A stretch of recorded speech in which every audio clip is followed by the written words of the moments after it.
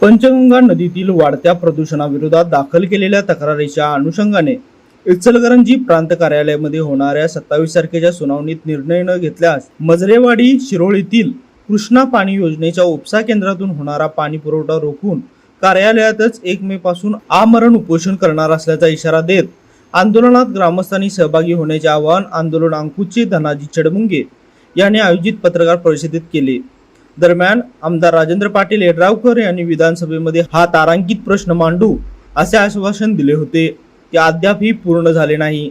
यापुढे आमचे आंदोलन तीव्र होईल असा इशारा विश्वास बालीघाटे यांनी दिला। पत्रकार परिषदेत पुढे बोलताना धनाजी चडमुंगे म्हणाले की पंचगंगा नदी प्रदूषित करणाऱ्या घटकांवर कारवाई व्हावी यासाठी वारंवार मोर्चे, आंदोलने तसेच निवेदने देण्यात आले आहे। काही ठिकाणी काळ्या ओढ्याचा प्रवाह रोखण्यासाठी भराव टाकून तो अडवण्याचाही प्रयत्न करण्यात आला, तर इचलकरंजी शहरातील सांडपाणी प्रक्रिया करून त्याचा पुनर्वापर करण्याची जबाबदारी यंत्राकडून पार पाडली जात नसल्याचा आरोप करत पंचगंगा नदीवर अवलंबून असणाऱ्या गावाचे पिण्याचे पाणी, शेती, जनावरांचे पाणी, मासेमारी तसेच एकूणच पर्यावरणावर गंभीर परिणाम होत असल्याचे त्यांनी सांगितले। यावेळी राकेश जगदाळे, राजू आवळे, सुनील कुरुंदवाडे, दीपक पाटील, प्रभाकर बंडगर, अविनाश पाटील, गोपाळ चव्हाण, रशीद मुल्ला, अभय पाटुकले, बंडू बरगाले, अयूब पट्टेकरी, एकनाथ माने आदी उपस्थित होते।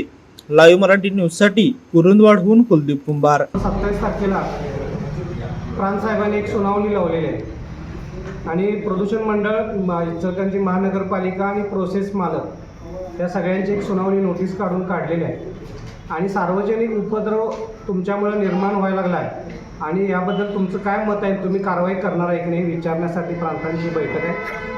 या सुनावणीला आम्ही सुद्धा हजर राहणार आहे, पुराव्यासह आम्ही हजर राहणार आहे। प्रदूषण मंडळाचे जे रिपोर्ट बघितले तर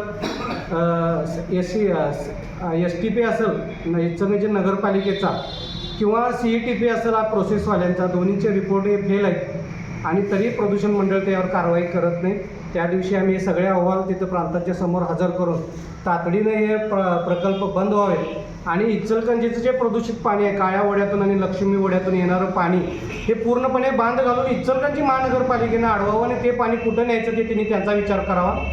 जोपर्यंत इचलकरंजीचे पाणी पंचगंगा नदीमध्ये बंद होत नाही येणारं, तोपर्यंत आम्ही कुरुंदवाडमधून त्यांना शुद्ध पाणी देणार नाही अशी आमची भूमिका आहे आणि हे इचलकरंजीला टार्गेट करणारं आंदोलन नसून हे आमच्या हक्कासाठी आहे, कारण स्वच्छ पाणी मिळणं इथल्या 11 गावांची ही मूलभूत गरज आहे आणि आमच्या हक्कासाठी आम्ही 1 तारखेचं आंदोलन करणार आहे। प्रांतांनी मध्यस्थी करून यामध्ये तातडीनं मार्ग काढावा।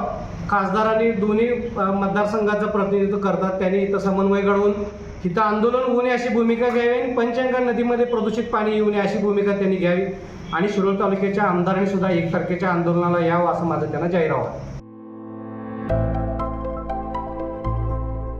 आविष्कार इन्फ्रा तुम्हाला देत आहे विविध लोकेशन्सवर NA प्लॉट्स आणि प्राईम फ्लॅट्सचे प्रोजेक्ट्स।